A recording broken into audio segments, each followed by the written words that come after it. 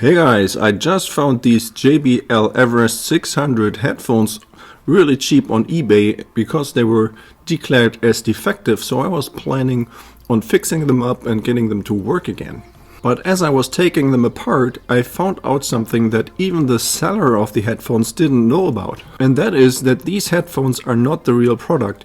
These are just the demo models that you find in the stores like Best Buy, for example. And since they are demos, you can't really tell the difference between the demo and the real product. Here, for example, I have my Everest Elite 700, which apart from the new earpads, look pretty much the same as the demo version. But now what are the differences to the real model? And we're going to start out by looking into the left ear cup. And the first thing we notice is the cable that goes to the driver of the left ear cup.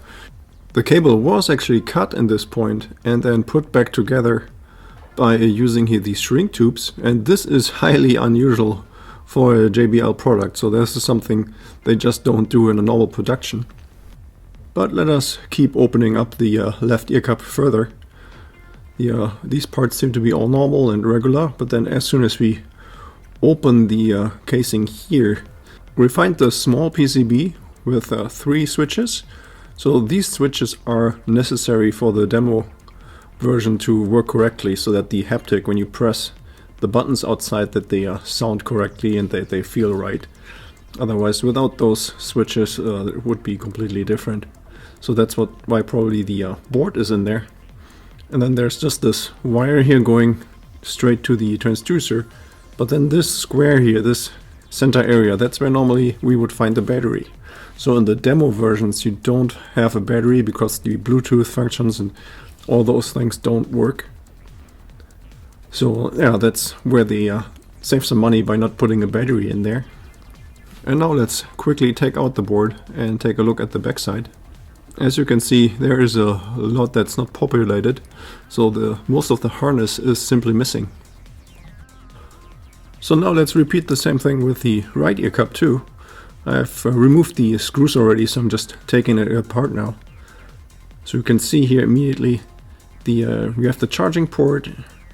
That's where this PCB here on the left is. That's where the micro USB port is connected to, but there's no wiring at all. So this is all not hooked up, just you have the PCBs in there and that's it. There's just the one wire cable again going through the driver. And the reason for that is that you can still use the wired connection with these headphones. So the only feature that doesn't work is Bluetooth, so you can't turn them on. But if you just want to use the wired connection with these headphones, the demo version will actually work just fine for you. Okay, so now we have taken it all apart. And immediately you can see again with the cable that they used the shrink tubes to put the wires together. So you see this goes all the way from the right ear cup over to the left ear cup. In there this cable is directly wired into the driver so that you can hear the music if you use the wired connection. And then just like the left ear cup, we have here a PCB in there. So this seems to be the main board.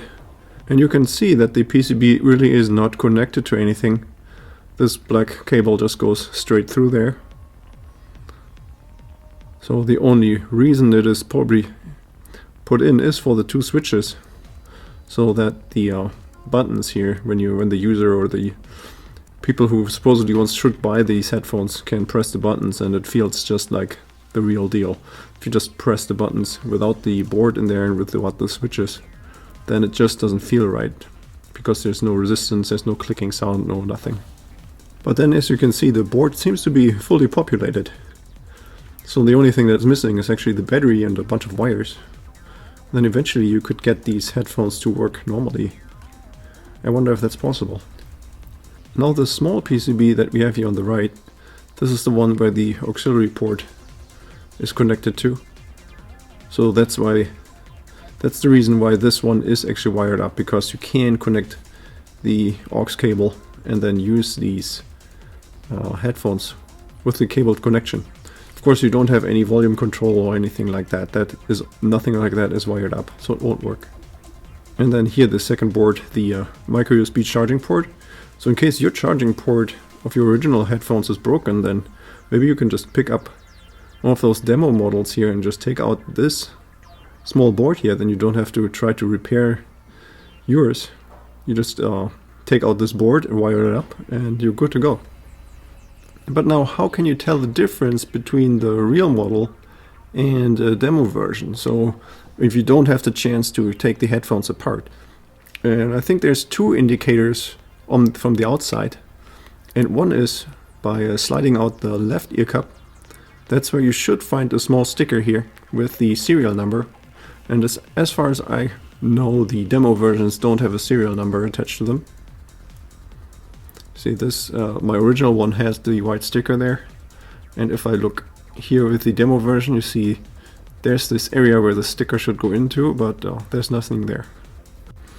And then a second indicator is the way that the ear pads are attached to the ear cups. So with the original ones, with the real model, the ear cups or the ear pads are clipped onto the ear cups. So if you use your fingernails, then you can try to pry them apart, and then here the ear pads are just clipped onto the ear cup. You can see here these black tabs. Those are those clips that hook into the ear cup. So this can be relatively easily removed, and at the same token it can also be really easily reinstalled. You see, this is all you have to do. Now if we take a look at the demo version, then the ear pads are actually glued on, and it takes a lot more effort to separate the ear pads here from the ear cup. In my case, I have already done this before, so now it is a lot easier, but when you try it the first time, then you actually hear like a crackling sound when the glue separates, and it's a lot more work than to separate the ear cups from the real headphones with the clips. Yeah, this was already it for this video. I hope you found the information helpful, and if you have any more questions or comments, then please leave a message below.